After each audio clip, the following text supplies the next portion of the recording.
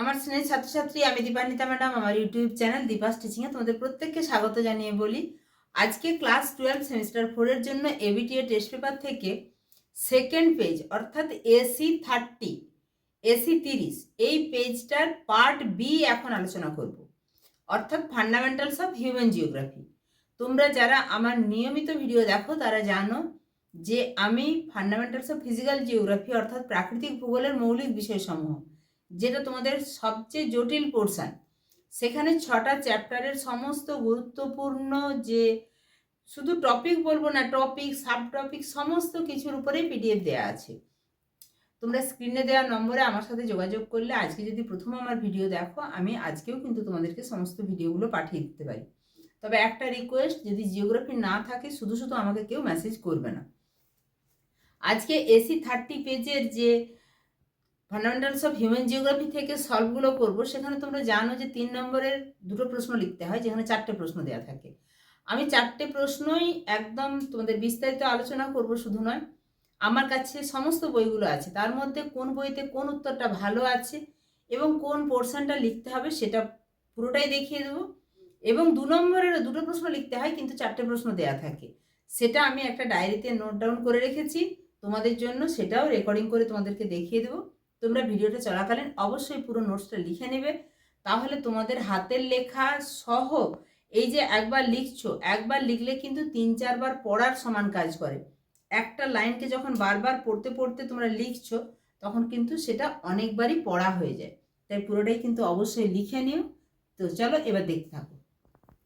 দেখো, জিওগ্রাফির page AC 30 তার part এটা আগেই কিন্তু আলোচনা হয়ে গেছে, আগের ভিডিওতে তোমরা দেখে নেবে। আজকে পার্ট বিতে এখানে 3 নম্বরের 4টি কোশ্চেন থাকে, 2টি প্রশ্ন লিখতে হবে, 3 দুগুণে 6। প্রথম প্রশ্ন আছে জনসংখ্যা নিয়ন্ত্রণে ম্যালথাসের প্রতিরোধমূলক ব্যবস্থা এবং ইতিবাচক ব্যবস্থার মধ্যে পার্থক্য লেখো।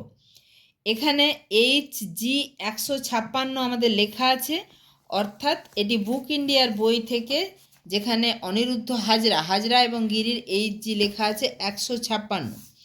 কি বললাম? প্রতিরোধমূলক ব্যবস্থা অর্থাৎ জনসংখ্যা নিয়ন্ত্রণের যে চেক সিস্টেম, তাকে 2টো ভাগে ভাগ করা হয়েছে, প্রতিরোধমূলক ব্যবস্থা এবং প্রাকৃতিক বা ইতিবাচক ব্যবস্থা। এই প্রতিরোধমূলক ব্যবস্থা এবং ইতিবাচক ব্যবস্থার মধ্যে পার্থক্য কি না, এইটাতে যে প্রিভেন্টিভ মেজারগুলো নেওয়া হয়, দেরিতে বিবাহ, সতীত্ব, সংযম, অবিবাহিত থাকা, ব্রহ্মচর্য পালন, নৈতিক শৃঙ্খলা, পরিবার পরিকল্পনা, স্ত্রী শিক্ষার বিস্তার, তোমরা এইগুলোকে একটু ডিটেলস করে 3 নম্বরের, তো ফলে তোমরা যদি শুধু লিখো যে প্রতিরোধমূলক ব্যবস্থা হিসাবে যাতে জন্ম নিয়ন্ত্রণ বা জনসংখ্যা নিয়ন্ত্রণ করা যায়, তার জন্য এই ব্যবস্থাগুলি নেওয়া হয়, এবং প্রাকৃতিক বা ইতিবাচক ব্যবস্থা হিসাবে যে প্রিভেন্টিভ মেজারগুলো নেওয়া হয় সেটা হচ্ছে প্রাকৃতিক নিয়ন্ত্রণ ব্যবস্থা, অর্থাৎ প্রকৃতি খানিকটা নিয়ন্ত্রণ করে দেয়, প্রকৃতির কারণেই অনেক মানুষ মারা যায়, ফলে জনসংখ্যা নিয়ন্ত্রিত হয়ে যায়, বন্যা,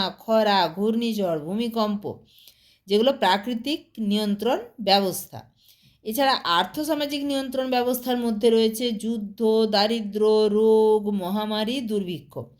তোমাদের যদি মনে হয় এইটাকেই ভাষায় 2-4 লাইন, এটাকে ভাষায় 2-4 লাইন, ব্যাস মোটামুটি 7-8 লাইনের মধ্যে উত্তর করবে। এই যে পার্থক্য, তার মধ্যে ব্যবস্থার পার্থক্য, তো ফলে শুধু যদি এইগুলো লেখো তাতেও কিন্তু তোমরা 3-এ 3 পাবে।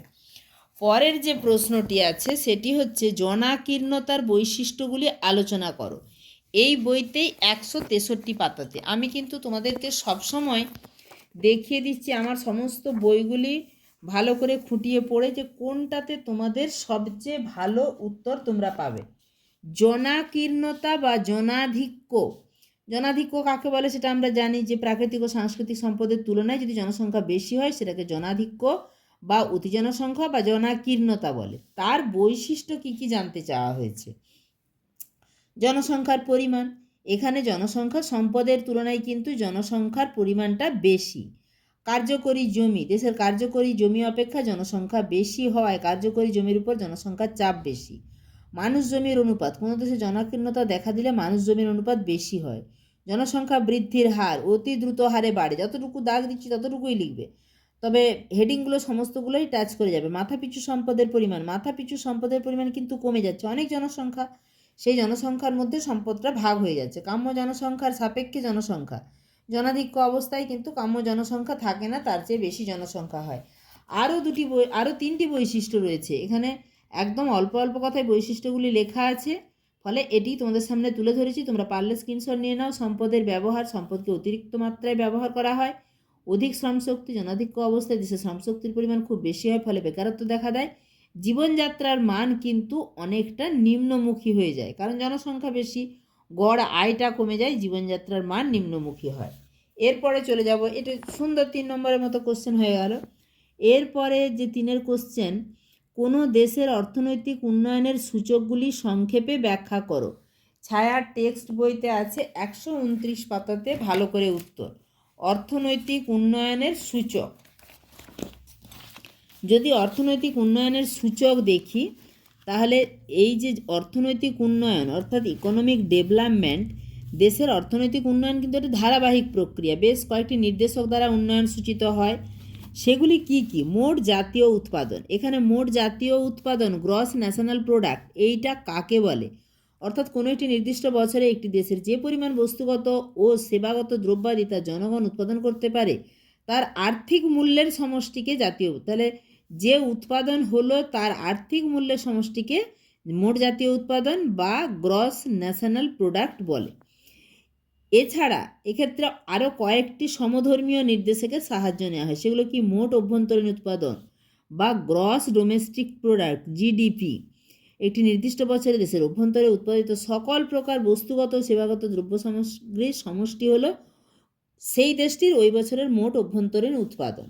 নেট জাতীয় উৎপাদন, কোনো দেশে একটি নির্দিষ্ট সময়ে মোট জাতীয় উৎপাদন থেকে ওই সময়ের মূলধনের ক্ষয়ক্ষতি বা অবচয় বাদ দিলে যে, মানে যতটা উৎপাদন হলো তার চেয়ে, আবার তো কিছু কিছু কোনো কারণে ক্ষয়ক্ষতি বা অপচয় হয়, সেটা বাদ দিলে যেটা থাকে সেটা হচ্ছে নেট প্রোডাকশান বা নেট ন্যাশনাল প্রোডাকশান, এনএনপি। এছাড়া আছে নেট অভ্যন্তরীণ উৎপাদন, কোনো দেশে একটি নির্দিষ্ট সময়ে মোট অভ্যন্তরীণ উৎপাদন থেকে ওই সময়ে মূলধনের ক্ষয়ক্ষতি বা অপচয় বাদ দিলে যা অবশিষ্ট থাকে তাকে নেট অভ্যন্তরীণ উৎপাদন বা এনডিপি বলে। অর্থাৎ এনডিপি হচ্ছে জিডিপি মাইনাস অপচয়। এরপরে চলে যাব 3 নম্বরেরই প্রশ্নের 4-এর দাগে, দারিদ্রতার সূচকগুলি সংক্ষেপে ব্যাখ্যা করো। এটি আছে অজিত শীলের বইতে 165 পাতায়। এখন তোমাদের কাছে এটি তুলে ধরবো।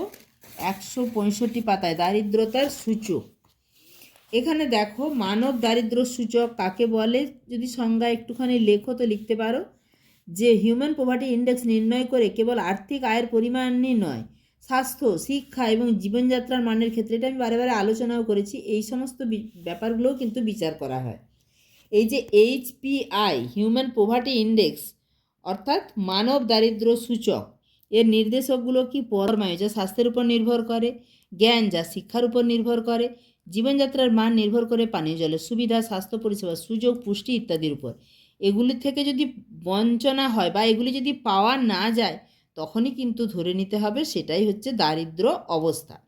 এই HPI বা মানব দারিদ্রতার সূচকের পরিমাপগুলি কি কি? না, জন্মকালীন প্রত্যাশিত গড় আয়ু 40 বছরের কম এরূপ জনসংখ্যার হার, বয়স্ক সাক্ষরতার হার, নিরাপদ পানীয় জল থেকে বঞ্চিত, স্বাস্থ্য পরিষেবা থেকে বঞ্চিত এবং 5 বছরের নিচে অপুষ্টিতে ভোগে এরূপ শিশু সংখ্যার হার, এই 3টির গাণিতিক গড় HPI নির্ণয়ে নির্দিষ্ট সূত্র প্রয়োগের জন্য এই পরিমাপগুলির পরিসংখ্যানের প্রয়োজন হয়। এইখানটা না দিলেও তোমরা যদি দারিদ্র সূচক কাকে বলে এবং তার নির্দেশকগুলো কি কি, এইটুকু দিলেই কিন্তু হবে। এরপরে আমরা চলে যাব পরের দাগের প্রশ্নে, অর্থাৎ এখানে 2 নম্বরের প্রশ্ন। এখানেও 4টি আছে, করতে হবে 2টি। আমি কিন্তু তোমাদেরকে আগেই বলেছিলাম যে এই উত্তরগুলি আমি ডায়েরিতে লিখে দেবো, সুন্দর করে ছোট করে লিখে দেয়া আছে। এখানে আছে অভিবাসন কাকে বলে, তোমরা এখানে স্ক্রিনশট নিয়েও নিতে পারো যে কোন পেজে কোন বইয়ের। এখানে হরে কৃষ্ণগিরির বই থেকে যে পেজগুলো ছায়া টেক্সট অজিত শীল, অর্থাৎ 3 নম্বরের প্রশ্নগুলো। এরপরে 2 নম্বরের প্রশ্ন, অভিবাসন কাকে বলে? কোনো অঞ্চল বা দেশে স্থায়ীভাবে বা সাময়িকভাবে বসবাসের উদ্দেশ্যে মানুষ বিভিন্ন স্থান থেকে যখন চলে আসে এবং বসতি স্থাপন করে তখন তাকে অভিবাসন বা বাস্তুলাভ বা ইমিগ্রেশন বলে। উন্নত জীবনযাত্রা, অধিক আয়, রাজনৈতিক স্থিতাবস্থা, নিরাপত্তার কারণে কিন্তু এই অভিবাসন ঘটে।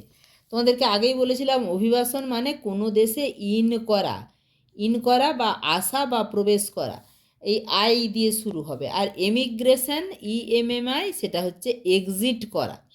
এইটা দিয়েই মূলত তোমরা পার্থক্যটা মনে রাখবে। তাহলে অভিবাসনটা বুঝতে পারলে যে যখন চলে আসে স্থায়ীভাবে বা সাময়িকভাবে বসবাসের উদ্দেশ্যে। পরের কোশ্চেন যেটা আছে, জনসংখ্যার লভ্যাংশ বা ডেমোগ্রাফিক ডিভিডেন্ড কাকে বলে?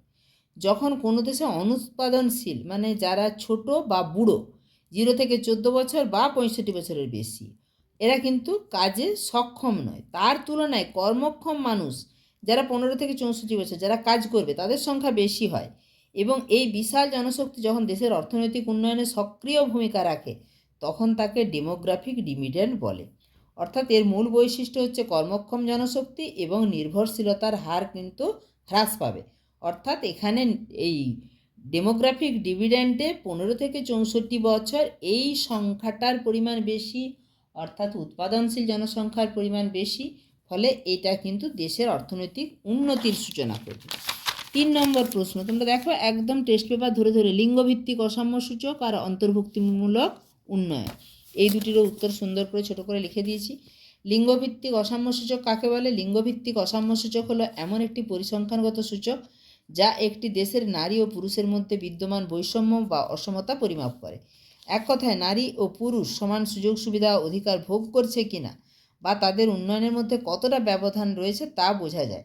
লিঙ্গভিত্তিক মানে এখানে যদি নারীদেরকে সমান সুযোগ সুবিধা দেয়া না হয়, আমাদের পুরুষতান্ত্রিক সমাজে পুরুষরাই সুবিধা পায়, তাই অসাম্য হলে সেখানে বুঝতে হবে নারীরাই সেখানে কোনো সুযোগ সুবিধা থেকে বঞ্চিত হচ্ছে। এই নারী পুরুষের মধ্যে সুযোগ সুবিধা বা অধিকার এটা যখন সমান না হয়ে কোনো একটি সম্প্রদায় বঞ্চিত হয় সেটাকেই বলছে অসাম্য সূচক। অন্তর্ভুক্তিমূলক উন্নয়ন বা ইনক্লুসিভ ডেভেলপমেন্ট, আচ্ছা এখানে এটা বলে দিই, এটা ইংলিশটা হচ্ছে জেন্ডার ইনইকুয়ালিটি ইন্ডেক্স অর্থাৎ GII, লিঙ্গভিত্তিক অসাম্য সূচক। আর অন্তর্ভুক্তিমূলক উন্নয়ন হচ্ছে ইনক্লুসিভ ডেভেলপমেন্ট। অন্তর্ভুক্তিমূলক উন্নয়ন হলো এমন এক ধরনের উন্নয়ন প্রক্রিয়া যেখানে অর্থনৈতিক উন্নয়নের সুবিধা সমাজের কোনো নির্দিষ্ট শ্রেণীর মধ্যে থাকবে না, দরিদ্র, বঞ্চিত, প্রান্তিক সমস্ত গোষ্ঠীর মানুষের কাছে সমানভাবে সমস্ত সুযোগ সুবিধা পৌঁছে যাবে, সেটাকেই বলছে ইনক্লুসিভ ডেভেলপমেন্ট বা অন্তর্ভুক্তিমূলক উন্নয়ন। তাহলে দেখতেই পাচ্ছ টেস্ট পেপারের কিন্তু প্রত্যেকটা পেজে, এরপরে আমি পার্ট সি তোমাদের কাছে সলভ করব, তাই অবশ্যই যদি চ্যানেলে নতুন হয়ে থাকো চ্যানেলটা সাবস্ক্রাইব করে রেখো, এবং ভিডিওটা অবশ্যই তোমাদের কাজে লাগবে, তাই বন্ধুদেরও কাজে লাগবে, বন্ধুদের মাঝে শেয়ার করে দিও, আর একটা রিকোয়েস্ট অবশ্যই একটা লাইক করে দিও। দেখা হচ্ছে নেক্সট ভিডিওতে খুব তাড়াতাড়ি।